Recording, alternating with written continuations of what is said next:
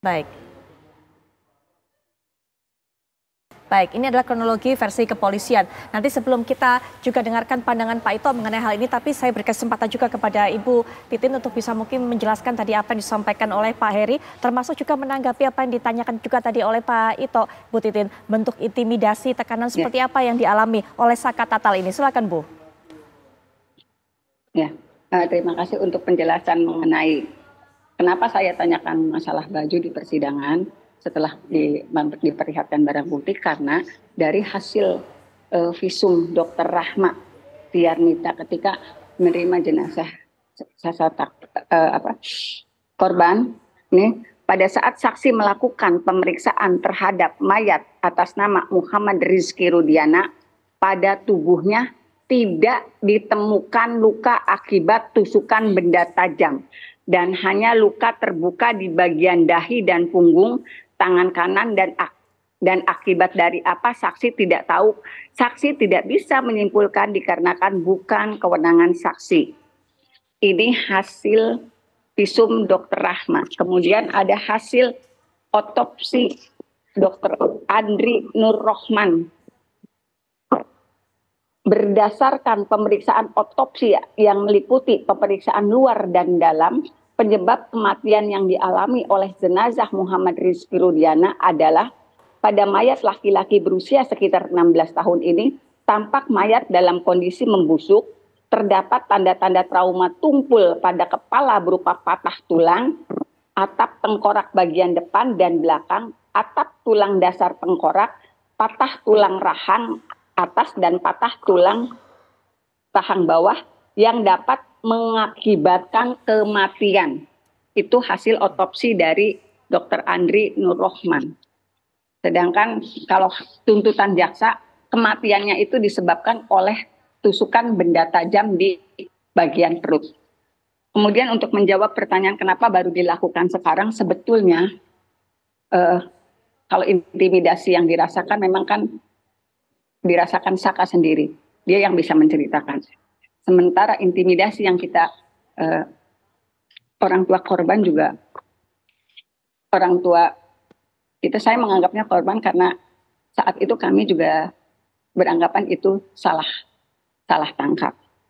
Jadi kita sudah melakukan berbagai upaya, termasuk pada tanggal 20 Januari 2017 kita mengirim surat kepada Komisi Nasional Hak Asasi Republik Indonesia. Permintaan klarifikasi terkait laporan penghalangan pertemuan ini, permintaan ininya. Kemudian kita sudah juga melaporkan ke Propam Polda Jabar pada tanggal 7 September 2016. Kita sudah juga melaporkan pada Komnas HAM pada tanggal 13 September 2016. Baik, Bu.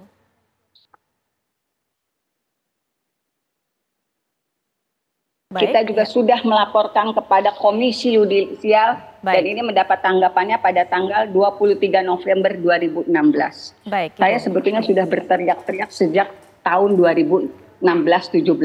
Bahkan ke berbagai media dari awal saya sudah mengatakan ada salah tangkap. Ini media lokal terbitan 3 September 2016. Ini saya sudah lakukan berbagai upaya untuk membukakan ada persoalan dalam kasus ini.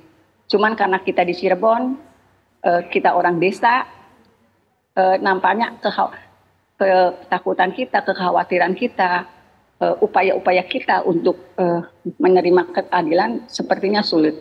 Karena apa yang dirasakan para waktu itu terdakwa juga dirasakan oleh kami.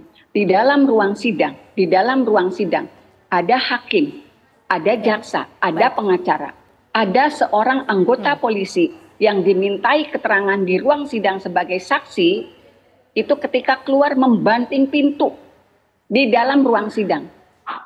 Di luar sidang yang saat itu kami yang ada di ruang sidang itu juga benar-benar kaget kok bisa seperti ini. Cuman ya itu keterbatasan kami untuk tidak bisa melakukan apapun. Baik Bu Titin, mungkin sampai di situ agar Pak Ito bisa langsung menanggapi. Silakan Pak Ito, sudah ada upaya kemana-mana, termasuk melaporkan ke Propam, termasuk juga tadi mengenai masalah ada perbedaan hasil visum dan sebagainya. Silakan Pak Ito. Ya, baik. Saya kira mungkin pimpinan Polri dalam hal ini Pak Kapolri juga sudah menugaskan ya daripada fungsi Propam untuk melakukan penyelidikan ya, termasuk dari Barreskrim mengenai kasus ini. Kita memang melihat bahwa dari kasus ini kan awalnya dari kasus penyidikan. Meskipun pada akhirnya sudah diputuskan oleh hakim, tentunya juga pertimbangan hakim yang sedemikian kuat untuk menjatuhkan hukuman maksimal ini pun juga perlu menjadi satu perhatian ya. Saya tadi sependapat dengan Mas Heri, betul sekali kalau memang pengalaman, kalau misalnya visum awal itu memang biasanya dilakukan tidak terlalu cermat. Kemudian orang tua korban karena mungkin yang saya dengar menduga ada dugaan pembunuhan, maka dilakukan ekshumasi ya. Ekshumasi itu dilakukan penggalian mayat untuk dilakukan otopsi yang hasilnya lebih akurat. Nah mungkin hakim melihat daripada hasil daripada kedokteran forensik ya yang dilakukan oleh ahli-ahli dari otopsi ini. Mungkin ya, kemudian keterangan saksi ya Mbak Putri, memang di dalam proses peradilan yang saya tahu itu ada juga saksi-saksi yang harus biasanya tidak harus dimunculkan ya, atau dia dilindungi ya, dilindungi bisa mungkin dengan keterangan tertulis, tapi yang jelas saksi itu betul-betul harus ada, dan hakim juga tidak mau tentunya menerima keterangan saksi yang memang saksi itu tidak jelas. Itu menurut pendapat saya. Jadi semuanya di sini kita melihat daripada hasil keputusan hakim inilah yang demikian yakin bahwa para tersangka melakukan satu perbuatan pidana yang dikenakan hukuman maksimal.